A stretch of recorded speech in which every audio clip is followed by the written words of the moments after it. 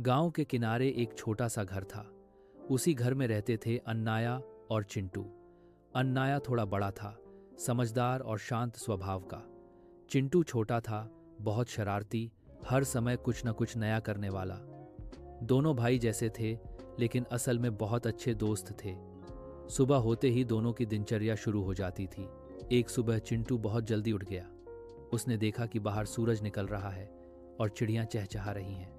उसने अन्नाया को झकझोरते हुए कहा, अन्नाया, उठो ना, आज कुछ मजेदार करते हैं। अन्नाया ने आंखें मलते हुए कहा, अरे चिंटू, अभी तो बहुत सुबह है, पहले मुंह धो लें, फिर सोचेंगे। चिंटू मान गया, लेकिन उसके दिमाग में पहले से ही कई योजनाएं चल रही थीं। दोनों बाहर आंगन में आए।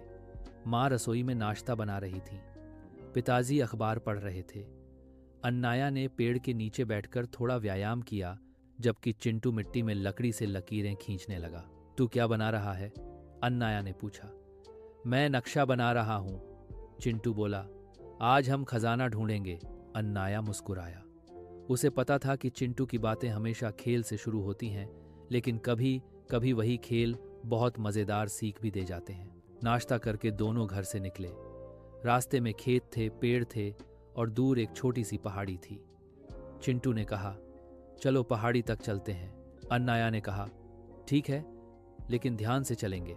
रास्ते में दोनों ने देखा कि एक छोटी चिड़िया घास में फांसी हुई है। चिंटू तुरंत दौड़ा। अन्नाया, देखो, ये फांस गई है। अन्नाया ने धीरे से चिड़िया को हाथ में लिया और उसे आजाद किया। चिड़िया उड़ गई। चिंटू बहुत खुश हुआ। अच्छा लगा ना?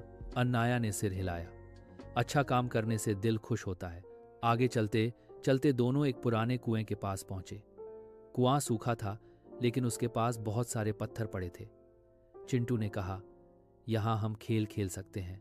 अन्नाया ने कहा, पहले देख लो, कहीं फिसलन तो नहीं। दोनों ने मिलकर पत्थरों से छोटे छोटे ढेर बनाए। चिंटू कल्पना करने लगा कि ये सब किले हैं और वह राजा है। अन्नाया उसका मंत्री बन गया।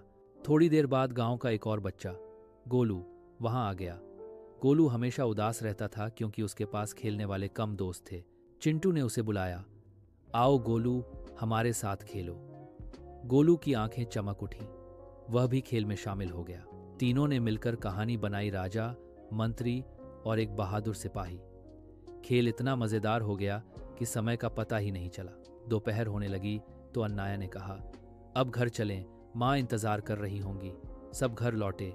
माँ ने खाना खिलाया। चिंटू ने सारा खेल उत्साह से सुनाया। दोपहर के बाद अन्नाया किताब पढ़ने बैठ गया। चिंटू को किताबें थोड़ी बोरिंग लगती थीं, लेकिन आज वह भी पास बैठ गया। क्या पढ़ रहे हो? उसने पूछा। एक कहानी, अन्नाया बोला, जिसमें एक लड़का अपने डर पर जीत पाता है। चिंटू ध्यान से सुनने लगा। शाम को दोनों नदी के किनारे गए। पानी धीरे धीरे बह रहा था। चिंटू ने कंकड़ उठाकर पानी में फेंके। देखो कितनी लहरें बनती हैं, वह बोला। अन्नाया ने कहा, जैसे हमारे छोटे काम बड़े असर छोड़ते हैं। अचानक उन्होंने देखा कि एक बच्चा पानी के पास रो रहा है। वह फिसल गया था। अन्नाया ने उसे सहारा दिया। चिंटू ने उसे हंसाने की कोशिश की। थोड़ी देर में बच्चा शांत हो गया। उसने कहा, धन्यवाद। चिंटू ने गर्व से अन्नाया की तरफ देखा। शाम होते होते आसमान नारंगी हो गया। दोनों घर लौटे। रास्ते में उन्होंने तय किया कि कल गांव की सफाई करेंगे। हम सबको बुलाएंगे, चिंटू बोला। हाँ, अन्नाया ने कहा, मिलकर काम करेंगे। रात को खाना खाकर दोनों छत पर लेट गए। तारों भरा आसमान था। चिंटू ने पूछा, अन्नाया, बड़े होकर क्या बनोगे? अन्नाया ने सोचा, ऐसा इंसान जो दूसरों की मदद करे। चिंटू मुस्कुराया, मैं भी। धीरे धीरे दोनों की आंखें बंद होने लगीं। दिन भर की शरारतें, सीख और हौंसी उनके सपनों में घुल गईं। गांव शांत था, लेकिन उस शांति में अन्नाया और चिंटू के अच्छे कामों की गूंज छुपी हुई थी। और इसी तरह हर दिन छोटी छोटी बातों से भरा उनके लिए एक नई कहानी बन जाता था। अगली सुबह फिर सूरज निकला, लेकिन आज अन्नाया और चिंटू के मन में कुछ अलग उत्साह था। रात को जो उन्होंने तय किया था वह आज पूरा होने वाला था। दोनों जल्दी उठ गए। चिंटू तो इतना उत्साहित था कि बिना ब्रश किए ही बाहर भागने लगा। अरे रुक, अन्नाया हौंसते हुए बोला, पहले तैयार तो हो जा। चिंटू बोला, आज गांव साफ करेंगे ना, देर हो जाएगी। नाश्ते के बाद दोनों ढोलक लेकर गांव की गलियों में घूमने लगे। चिंटू ढोलक बजाता और अन्नाया आवाज लगाता, आओ आओ गांव को साफ बनाओ। धीरे धीरे बच्चे, फिर बड़े भी बाहर आने लगे। गोलू भी झाड़ू लेकर आ गया। कुछ लोग पहले हंसे, लेकिन फिर सब जुड़ते चले गए।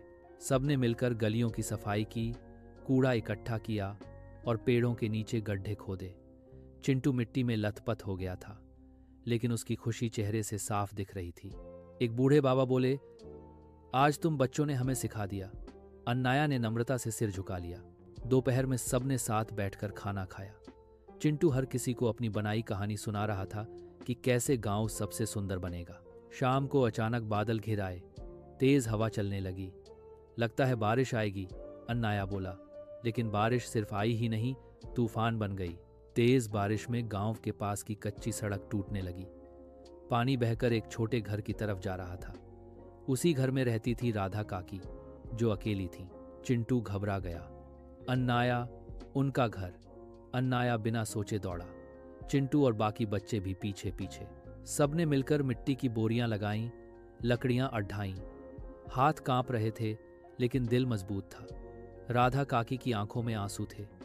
बेटा, तुम लोग नहीं होते तो, अन्नाया बोला। हम सब साथ हैं काकी। बारिश थमी तो गांव वालों ने राहत की सांस ली। उस दिन सबको समझ आ गया कि मिलकर रहने की ताकत क्या होती है। उस रात चिंटू बहुत थक गया था। बिस्तर पर लेटते ही बोला, आज हम हीरो थे ना। अन्नाया मुस्कुराया। हीरो वो होता है जो डर के बावजूद सही काम करे। कुछ दिन बाद गांव में मेला लगा। रंग बिरंगी दुकानें, झूले, मिठाइयां। चिंटू की आंखें चमक उठीं। अन्नाया पहले झूला। दोनों हंसते हुए झूले पर बैठे। फिर खेल खेले। चिंटू ने गुब्बारे जीते और गोलू को दे दिए। मेले में एक जादूगर भी आया। उसने बच्चों को बुलाया। चिंटू मंच पर चढ़ गया। जादूगर ने टोपी से कबूतर निकाला। चिंटू तालियां बजाता रहा। घर लौटते वक्त चिंटू बोला, मैं बड़ा होकर जादूगर बनूंगा। अन्नाया बोला, और मैं तेरा मैनेजर बनूंगा। समय बीतता गया। अन्नाया और चिंटू थोड़े बड़े हो गए। अन्नाया पढ़ाई में अच्छा था, सबकी मदद करता। चिंटू अब भी शरारती था, लेकिन उसका दिल बहुत बड़ा था। एक दिन स्कूल में नए बच्चे आए। वे डर रहे थे। चिंटू ने कहा, डर मत, हम दोस्त हैं। अन्नाया ने उन्हें स्कूल दिखाया। एक शाम दोनों पहाड़ी पर बैठे थे, वही जगह जहां पहले खजाने की बात हुई थी। चिंटू बोला, अन्नाया, वो खजाना मिला क्या? अन्नाया ने आसमान की तरफ देखा। मिल गया। कहाँ? यही दोस्ती, यही गांव, यही अच्छे काम। चिंटू चुप हो गया। उसे समझ आ गया। हवा चल रही थी, पेड़ हिल रहे थे। दोनों को लगा जैसे पूरी दुनिया उनसे कह रही हो कि अच्छे दिल से बड़ा कोई खजाना नहीं होता।